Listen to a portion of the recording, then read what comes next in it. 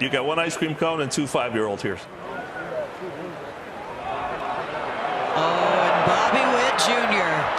You've seen the speed. Does he have the ability to beat the Yankees out? He gets pushed off the bag. But Bobby Witt Jr. almost beat that out. And this is going to be a conversation right here with Matheny.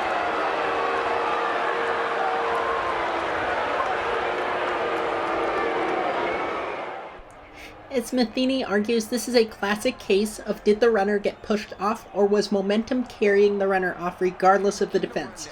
Urbeck Gant from the '91 World Series is the most famous one, and in 2020 we dissected Adames' tag of Muncy in that year's World Series. Similar, but different. The definition of overslide is very relevant, and it refers to the runner's momentum. If the momentum would have not kept the runner on the base, you're going to have an out either way. The MLB Umpire Manual specifies only if the runner would have otherwise been called safe, if not for the alleged push by the fielder, should pushing be called and the runner awarded the base. So let's try to figure out if Bobby Witt's momentum lent itself to an overslide or whether he would have likely kept the base. He's sliding over the base either way, or was he pushed off? This is one where playback speed is deceiving. The slide is definitely late into the base relative to what you would normally expect. After all, he is outrunning the fielder. Over the base either way? This is the point of first contact between players, with all the runner's momentum, foot in the air past third, etc. Do we think that the runner's grip using that sliding mitt would have held if not for the fielder, or not? Can you replay that? Can you challenge? No, you can't challenge. By the way, that's the mechanic to signal an overslide. Anyway, I don't see that mitt holding or gripping the base, just because of the way that it is physically constructed. But it's all about angles. That's what I see from that angle. From this angle, it's a little bit different, but it's all about the umpire's angle at 100% speed in real time. Seeing the speed, does he have the ability to beat?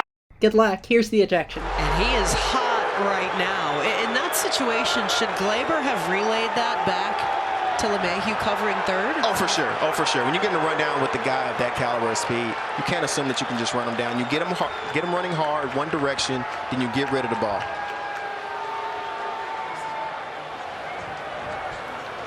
Matheny has been ejected from the ballgame. This conversation is going to continue here, coming in to back up his young third baseman, who, by the way, is not moving. So we got some early Friday night fireworks for you here. Nestor Cortez is going to try to get some warm-up pitches in as Bobby Witt Jr. leaves the field as well. On the out call. You can hear the fans. They don't like that. They think he should have gotten that steal. Can you replay that? Can you challenge? No, you can't challenge it. I mean, he was moving super fast trying to get there to the base. So there's an argument that goes both ways, but I completely understand Matheny's stance on this, and that you can't prove that he didn't push him off the base and that Witt wouldn't have been able to stop himself. Look at this again. That speed is blinding. That's a tough call right there. Really tough call. 19th ejection for Matheny. Saying, you touched me, you touched me. He was already thrown out at that point. Commentators are laughing and all, but the line is pretty much that you can't touch an umpire in the course of an argument. We've talked in the past about acceptable touching, friendly touching, as it were, even during a disagreement, but animosity touching is definitely prohibited. And the reason that we bring that up is we're looking for supplemental discipline. Now, it's not the same, but if you followed umpiring at all, you know the story of Christy Moore, an umpire who was battered in the course of removing someone from her game. MLB made a big deal about giving Christy tickets, bringing her to a big league game to try to make it right. But here's the deal. You need to have consistent penalties for any argument-related touching. A simple bump leads to a push, leads to a punch. That's how it starts. It would be disingenuous for MLB to do a huge PR spectacle for Christie and then fail to punish Matheny for touching Manny. Again, not the same. It's not a punch, but it's in the same category. The category being unwanted touching during the course of disagreement.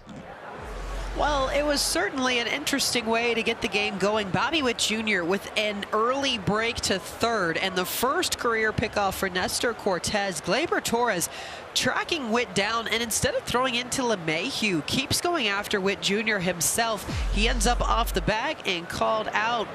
We've got 30-year veteran umpire Brian Gorman back with us again this week.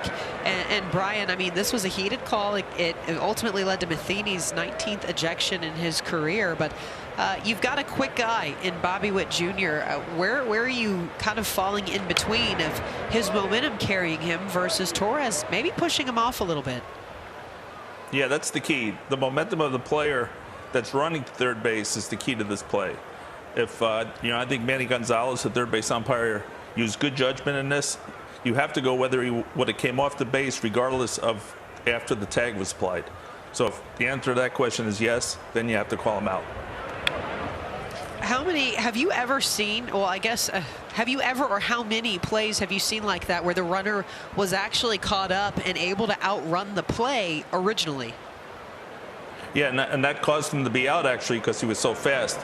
His momentum has to get him to stop before he loses the contact with third base, and then he's subject to be put out.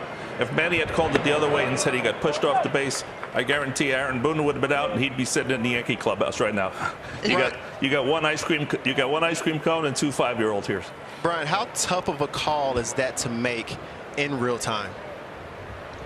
Oh, it's very difficult. As we're watching it 3 or 4 times here, he gets to see it once in fast motion. It's a difficult call, but you have to, in your mind, you have to say, would he have come off the base regardless of the tag? And if the answer is yes, then he's off the base. And it's not reviewable because it's a judgment call. Is that correct? If it's a tag off the base, it's reviewable, but the push part of the play is not reviewable. DJ LeMahieu out to the track. And Benintendi reels it in.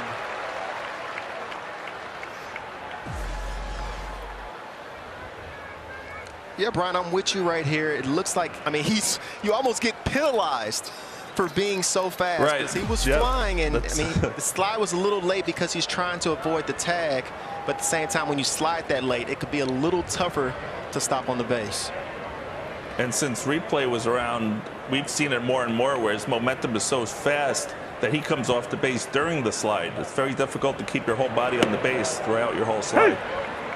Brian, how many players have you seen that have been that fast? Not too many. You've seen me, Brian, right? Go. Yeah, I would put you in that. CJ, I'd put you in that category. He's 273rd, Brian. We'll let him feel nice about himself. Of all time. Right up there with Ozzy.